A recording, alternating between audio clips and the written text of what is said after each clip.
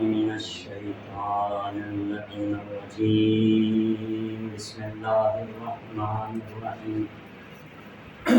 الحمد لله الذي خلق الخلق من غير روية، والصلاة والسلام على سر الحوية وسطر الوجودية وغاية الوجودية ونقطة العبودية، واسطة التنزل من السماء العزلية إلى الأرض الأبدية، محمد أكمل البرية وعلى آله أفضل الرعية، خصوصا على جوهرة القدسية في تعليم الإنسية وحقيقة النفس الكلية، بزعة العالم العقلية، بزعة الخاتم النبوية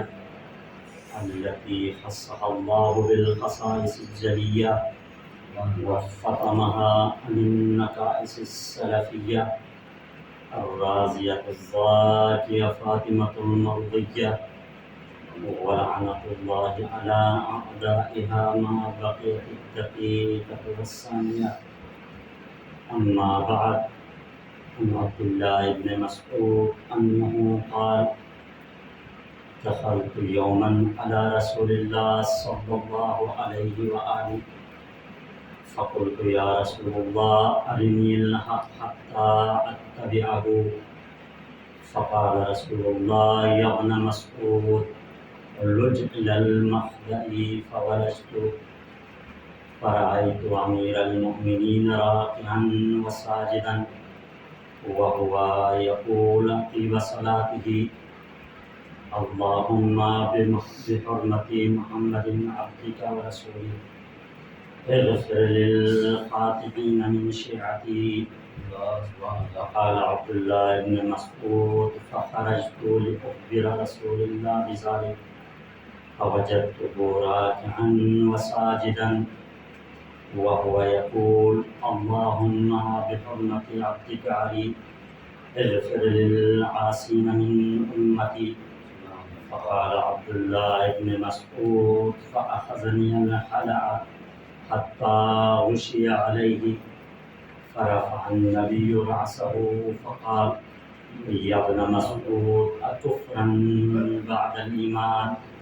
فقلت: معاذ الله، ولكني رأيت عليا يسأل الله تعالى بك وأنت تسأل الله تعالى به، فلا أعلم أيكما أوجه عند الله من الآخرة الثواب.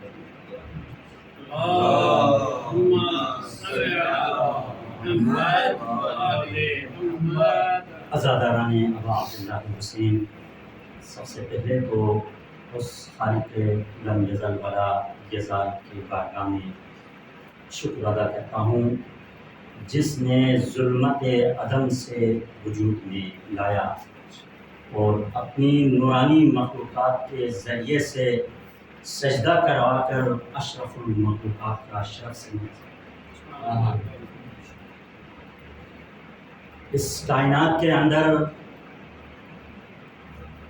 جن ہستیوں کی محبت اور ولا سے جینے کا سلیقہ ہمیں اپنے والدین نے بچپنے سے سکھایا، اور خداوند عالم کے بارگاہ میں شکر ادا کرتا ہوں کہ خلاق دو عالم نے ایک ایسے مذہب میں اور ایک ایسے گھرانے میں ہم لوگوں کو پیدا کیا جن گھرانوں کے ہاں آل محمد کی ولا اور محبت سے ان کے گھروں میں بچے پروان چڑھتے ہیں۔ سرنامہ کلام میں ایک روایت کا ایک حصہ بیان کرنے کی تلاوت کرنے کا شرف حاصل ہوا۔ اس روایت کا راوی عبداللہ ابن مسعود ہے، جو کہ بہت بڑا جلیل القدر صحابی ہے۔ فرقین کے نزدیک اس کے بہت مقام و منزلت رکھتا ہے۔ انشاءاللہ اگر موقع ملے تو اس کے حوالے سے کسی اور ایک وقت میں ڈسکس کروں گا۔ عبداللہ ابن مسعود کہتا ہے کہ دخلت یوماً علی رسول اللہ، میں ایک دن رسول اللہ کی خدمت میں حاضر ہوا، فقلت لہ، اور میں نے رسول اللہ سے کہا یا رسول اللہ ارنی الحق، اے ختمی مرتبہ مجھے حق دکھا، کیوں؟ حتی اتبعہ، تاکہ میں اس حق کی اتباع کروں۔ رسول اکرم یہ کہہ سکتا تھا یہ حق ہے، ڈائریکٹ دکھا سکتا تھا۔ رسول نے فرمایا یا ابن مسعود لج الی المخدع، ابن مسعود داخل ہو جاؤ مخدع میں، مخدع بیڈ روم کو کہا جاتا ہے، یعنی اس کمرے میں داخل ہو جاؤ۔ تو وہ کہتا ہے فولجت، میں کمرے میں داخل ہوا، فرأیت امیر المؤمنین علی بن ابی طالب راکعا وساجدا، میں نے مولائے کائنات کو دیکھا، امیر المؤمنین کو دیکھا رکوع کرتے ہوئے، سجدہ کرتے ہوئے، حالت رکوع اور حالت سجود میں نے امیر المؤمنین کو دیکھا۔ اب اس میں بھی نقطہ ہے لیکن اس کو میں ترک کرتا ہوں اختصار کے خاطر۔ اور کیا فرماتے ہیں کہ امیر المؤمنین وہو یقول عقیب صلاتہ، مولائے کائنات اپنی نماز کے بعد اپنے ہاتھوں کو بلند کر کے یہ فرما رہے تھے اللہم بحرمت عبدک بحرمت محمد عبدک و رسولک، اے پروردگار تیرا محمد تیرا بندہ تیرے رسول کی حرمت کا واسطہ اغفر للخاطئین من شیعتی، میرے شیعوں کے گناہ گاروں کو بخش دے۔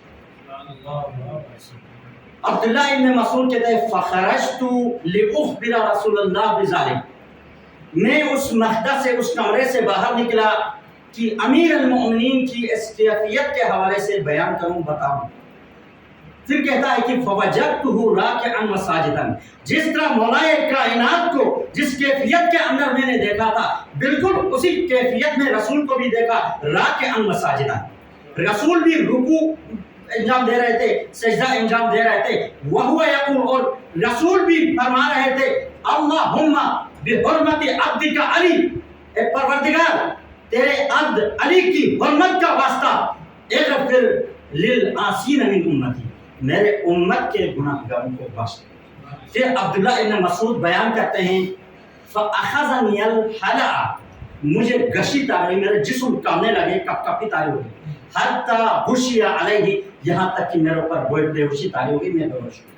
فرفع النبی رأسہ، پھر نبی نے میرے سر کو اٹھایا اور اپنی گود میں رکھا، رکھنے کے بعد فرمایا یا ابن مسعود اکفرن بعد الایمان، اے عبداللہ ابن مسعود ایمان لانے کے بعد کفر اختیار کیا؟ تو میں نے کہا فقلت معاذ اللہ، میں اللہ کی پناہ مانگتا ہوں کہ ایمان لانے کے بعد کفر اختیار کیا۔ تو پھر اس نے بے ہوش ہونے کی وجہ بیان کی وَلَكِنِّي رَأَيْتُ عَلِيًّا يَسْأَلُ اللَّهَ تَعَالَى بِكَ وَأَنْتَ تَسْأَلُ بِهِ، میں نے علی کو دیکھا کہ آپ کا وسیلہ دے کر دعا کر رہے ہیں، اور میں نے آپ کو دیکھا کہ آپ علی کا وسیلہ دے کے دعا کر رہے ہیں، فَلَا أَعْلَمُ، میں نہیں جانتا ہوں أَيُّكُمَا أَوْجَبُ عِنْدَ اللَّهِ مِنَ الْآخِرَةِ، آپ دونوں میں سے کون خدا کے بارگاہ میں مقام و منزلت کے اعتبار سے گناہ و بارہ ہے، میرے علم میں نہیں ہے۔ ایک درود پڑھیں محمد و آل محمد۔ اللهم صل على محمد۔ یہاں تک روایت کا، جس روایت کی تلاوت کیا اس کا ترجمہ یہ ہے۔ اب آتے ہیں اس کے مطالب کی طرف۔ اس سے یہ معلوم ہوتا ہے کہ ختمی مرتبہ یعنی موضوع سخن ہے وسیلہ، ختمی مرتبہ تو مولائے کائنات کے جو دعا کرنے کا انداز ہے، اس سے یہ معلوم ہوتا ہے کہ جب بھی انسان بارگاہ خداوندی سے کسی چیز کو طلب کرنا چاہے تو ضروری ہے کہ خدا کے ان مقدس اور برگزیدہ ہستیوں کو وسیلہ کرنا۔ کیوں؟ کیونکہ یہ وہی ہستیاں ہیں جن کے وسیلے سے تقرب الہی حاصل ہوتا ہے۔ مصطفیٰ اور مرتضیٰ کی اس انداز عمل سے یہ معلوم ہوتا ہے کسی بھی چیز کو بغیر وسیلے کے حاصل کرنا آسان نہیں، یعنی ہر چیز کے حصول کے لیے وسیلہ درکار ہے۔ تبھی تو خلاق دو عالم نے سورہ مائدہ کی آیت نمبر 35 میں ارشاد فرمایا یا ایھا الذین آمنوا اتقوا اللہ وابتغوا الیہ الوسیلہ وجاہدوا فی سبیلہ لعلکم تفلحون۔ اے ایمان والو، تقوی الہی اختیار کرو، وابتغوا الیہ الوسیلہ، اور مجھ تک پہنچنے کے لیے وسیلہ تلاش کرو، وجاہدوا فی سبیلہ، اور میری راہ میں جہاد کرو، کیوں؟ لعلکم تفلحون، شاید تم کامیاب ہو جاؤ، فلاح پا جاؤ۔ اس آیت کے اندر خلاق دو عالم نے تقوی الہی کے بعد خدا کی قربت حاصل کرنے کے لیے ذریعہ اور وسیلہ تلاش کرنے کا حکم دیا۔ اس لیے وابتغوا کا لفظ استعمال فرما کر یہ بیان کیا، کیونکہ یہ لفظ وابتغوا اس معنی میں استعمال ہوتا ہے جہاں پر کوشش کے ساتھ کسی چیز کو تلاش کی جاتی ہے، اس وقت یہ لفظ وابتغوا استعمال ہوتا ہے۔ اور اس آیت کے اندر یہ لطیف اشارہ بھی پایا جاتا ہے کہ وسیلے کی تلاش کوئی کام نہیں ہے، بلکہ حق کے وسیلے کی تلاش کے لیے کوشش درکار ہے۔ چنانچہ اللہ تبارک و تعالیٰ نے بھی محمد مصطفیٰ کو رسول بنا کر عملاً وسیلہ بنایا، یعنی محمد مصطفیٰ کو رسول بنا کر اپنے پیغامات کو، اپنے احکامات کو اپنی مخلوقات تک پہنچانے کے لیے رسول کو عملاً وسیلہ بنایا۔ اور قولاً اس وسیلے کے حوالے سے سورہ آل عمران کی آیت نمبر 31 میں آواز قدرت آئی، قل ان کنتم تحبون اللہ فاتبعونی یحببکم اللہ ویغفر لکم ذنوبکم واللہ غفور رحیم۔ اے رسول، کہہ دیجئے ان لوگوں سے جو محبت کا دعویٰ کرتے ہیں، جو محبت کی دم بھرتے ہیں، ان سے کہہ دیجئے فاتبعونی، میری اتباع کرو، یحببکم اللہ، خدا بھی محبت کرے گا آپ سے، صرف محبت نہیں، ویغفر لکم ذنوبکم، تمہارے گناہوں کو بھی بخش دے گا، کیونکہ وہ غفور رحیم۔ اس آیت کے اندر پروردگار عالم نے اتباع رسول کو تقرب الہی کے لیے وسیلہ کرا دیا، یعنی محبت پروردگار کا جو انہوں نے دعویٰ کیا تھا، محبت پروردگار آپ اس وقت تک حاصل نہیں کر سکتے جب تک رسول کی اتباع نہ کرو۔ تو اتباع رسول کو تقرب الہی، جلب محبت الہی کے لیے اتباع رسول کو ضرور کرا دیا۔ اب یہاں پر کچھ مفسرین گزرے ہیں جو اس بات کے قائل ہیں کہ دعائے رسول تو وسیلہ بن سکتا ہے، لیکن ذات رسول کا وسیلہ ہونے سے انکار کرتے ہیں۔ ان میں سے صرف ایک کا نام ہے صاحب تفسیر المنار، وہ کہتا ہے کہ دعائے رسول کو ہم اپنے کسی بھی دعا میں وسیلہ بنا کر پیش کر سکتے ہیں، لیکن ذات رسول کو ہم وسیلہ نہیں قرار دے سکتے۔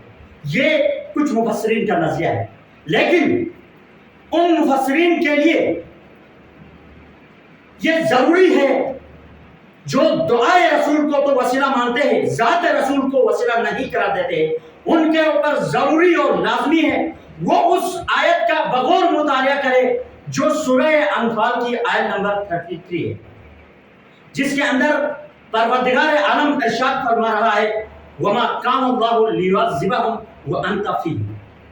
پروردگار عالم اس وقت تک عذاب نازل نہیں کرتا جب تک آپ ان کے درمیان میں ہیں۔ اے محمد، جب تک آپ کا وجود بابرکت ان کے درمیان میں ہے، اس وقت تک پروردگار عالم عذاب نازل نہیں کرتا۔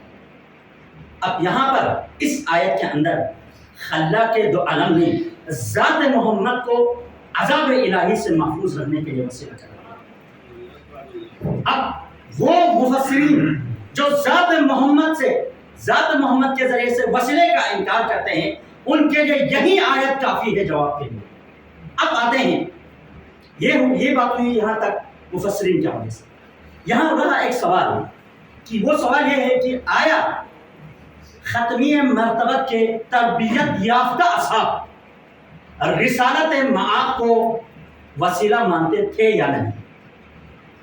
اس کے لیے رسول اللہ کو رسول اللہ کی ذات کو وسیلہ نہ ماننے والوں کے ان خود کے امام احمد بن حنبل کی مسند سے ایک دعا نقل کروں گا کہ ختمی مرتبہ نے اس دعا کو ایک آشوب چشم میں مبتلا شخص کو تعلیم فرمایا، سکھایا پیغمبر اکرم نے، جس کے اندر یہ کلمات ہے: اللہم انی اسألک واتوجہ بنبیک نبی الرحمہ، یا محمد انی توجہت بک الی ربی فی حاجتی لیقضی لی اللہم شفقہ فیہ، جس کے اندر اے پروردگارہ میں تجھ سے سوال کرتا ہوں اور تیری طرف متوجہ ہوتا ہوں، نبی رحمت محمد مصطفیٰ کا واسطہ، یا محمد، پھر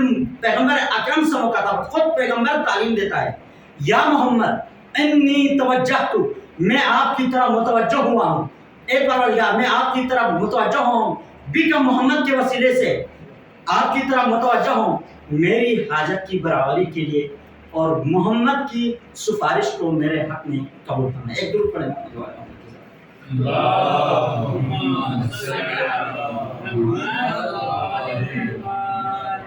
یہ جواب ہے اس شخص کے لیے جو ذات رسول سے توسل کرنے سے انکار کرتا ہے۔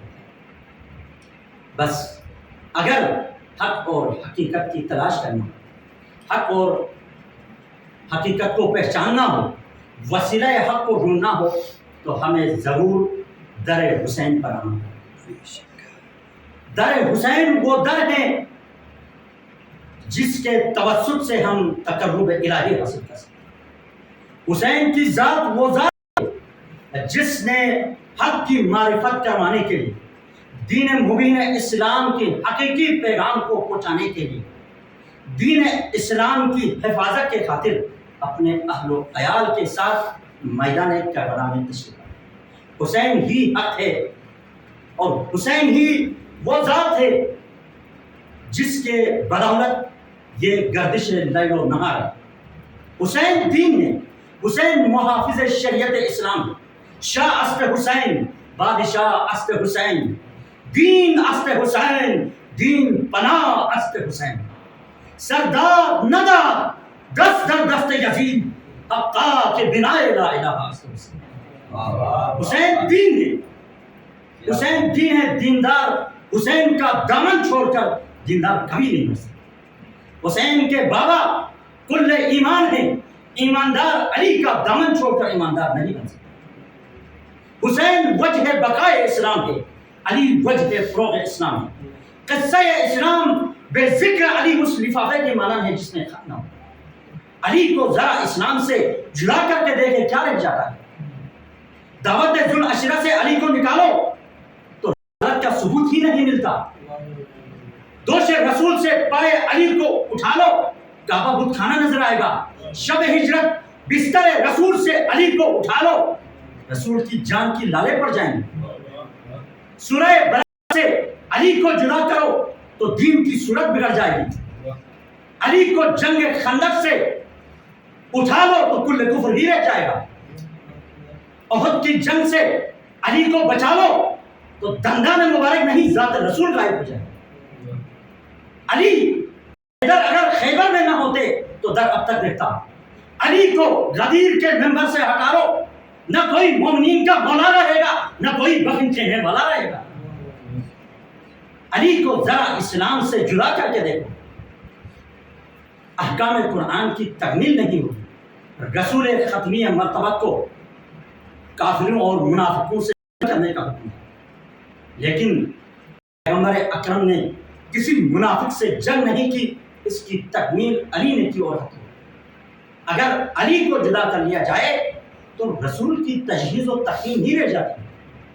اگر علی نہ ہوتے تو قاتل و مرحب و انتر نہ ہوتا، اگر علی نہ ہوتے تو آباد خدا کا گھر نہ ہوتا، اگر علی نہ ہوتے تو شجاعت کا جوہر نہ ہوتا، اگر علی نہ ہوتے تو کوئی فاطمہ کا شوہر نہ ہوتا۔ علی کل ایمان ہے، مسلمان علی کو چھوڑ کر ایماندار نہیں رہ سکتے۔ حسین دین ہے اور مسلمان حسین کو چھوڑ کر دیندار کبھی نہیں بن سکتا۔ ہاتھ میں اسلام کا رہ جائے گا جام و شراب، ہاتھ میں اسلام کا رہ جائے گا جام و شراب، کربلا کو تو جدا کرے ذرا اسلام سے، اسلام سے کربلا کے واقعے کو، کربلا کے انقلاب کو ہٹا کر دیکھ اسلام میں کیا رہ جاتا ہے۔ وہی جو معاویہ چاہتا تھا، وہی جو یزید چاہتا تھا، یعنی جام و شراب کے علاوہ کچھ نہیں ہے۔ حسین تبھی تو یہاں پہ ایک سوال ہوتا ہے، ہر کسی کے ذہن میں یہ سوال ابھرتا ہے کہ حسین نے یہ کیا کیا اور کیوں کیا؟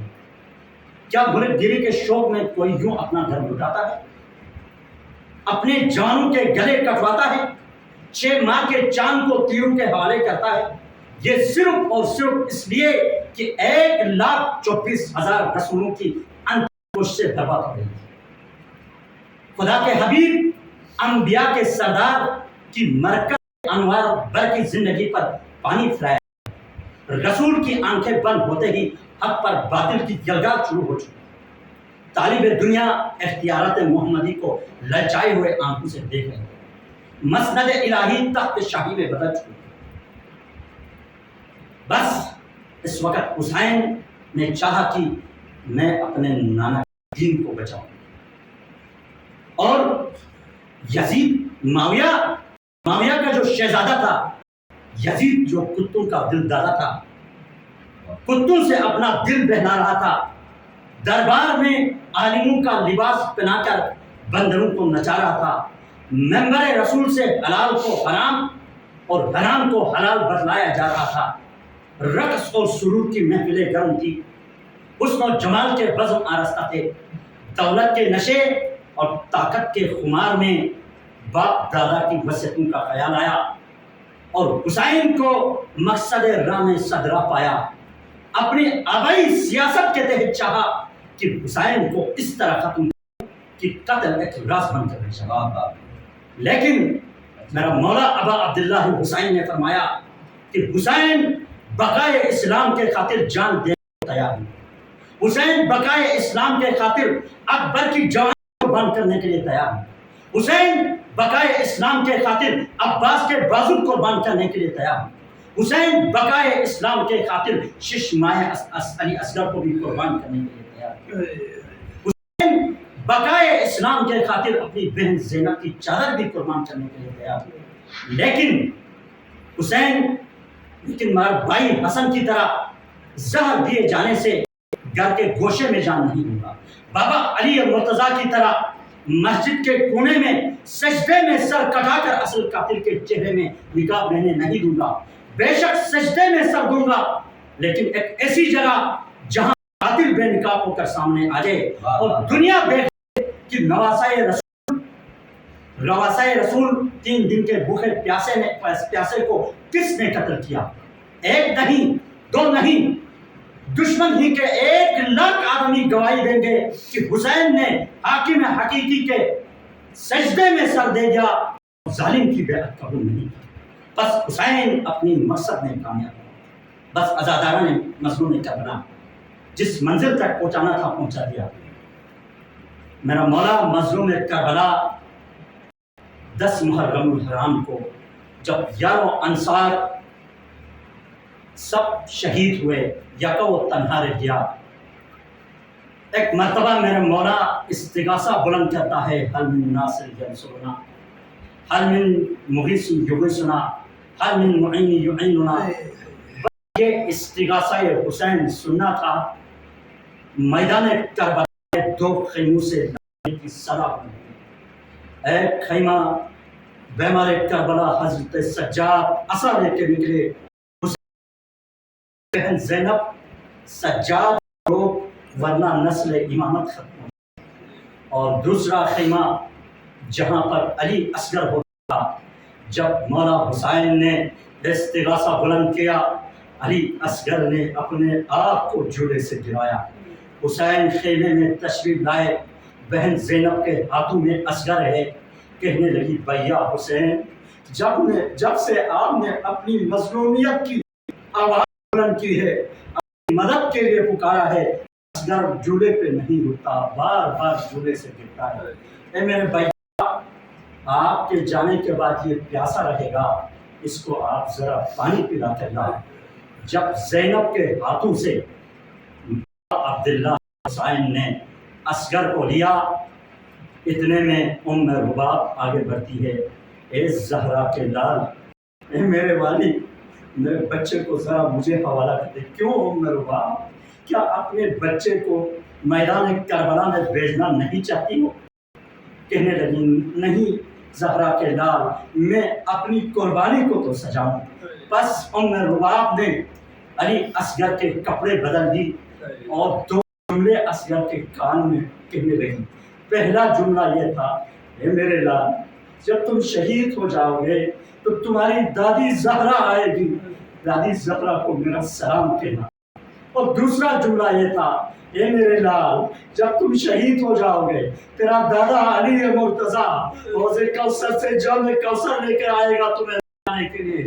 میرے لال، اپنے چھوٹے ہاتھوں کو جوڑ کر عرض کرنا، میرے دادا علی مرتضیٰ، میں پانی نہیں پیوں گا کیونکہ میرا بڑا پیاسا ہے۔ حکم اللہ، بس حسین نے اصغر کو اپنے ابا کی دامن میں چھپا کر لے گئے۔ اب ایک ٹیلے میں پہنچ گئے، فوج اشقیاء سے مخاطب ہو کے کہنے لگے، اے فوج اشقیاء، زہرا کا لال تمہارے نگاہوں میں قصوروار ہوں۔ کیا یہ 6 مہینے کے بچے کے کیا قصور ہے؟ یہ مرنے والا ہے، اس کی ماں کا دودھ بھی خشک ہو چکا ہے۔ ایک گھونٹ پانی پلائے۔ آپ جانتے ہیں اولاد والے بچے کے لیے کتنا پانی چاہیے، 2 قطروں سے تو وہ سیراب ہوتا ہے، بس وہاں سے کیا ملتا ہے۔ فوج اشقیاء میں حسین کا یہ مخاطب، یہ خطاب سن کر کھلبلی مچتی ہے۔ عمر سعد ڈھونڈتا ہے آئینہ فرمانا، اور ملا کہا ہے، وہ ملعون تیر لے کر آتا ہے اور حکم دیتا ہے عمر صاحب، کلام حسین، حسین کے کلام کو بیان کر دو۔ بس فرمانا نے میں بیان نہیں کر سکتا، بس فرمانا نے تیر سے شعبہ چھوڑا، اس تیر کو چھوڑا، گلوئے علی اصغر پر وہ تیر لگا۔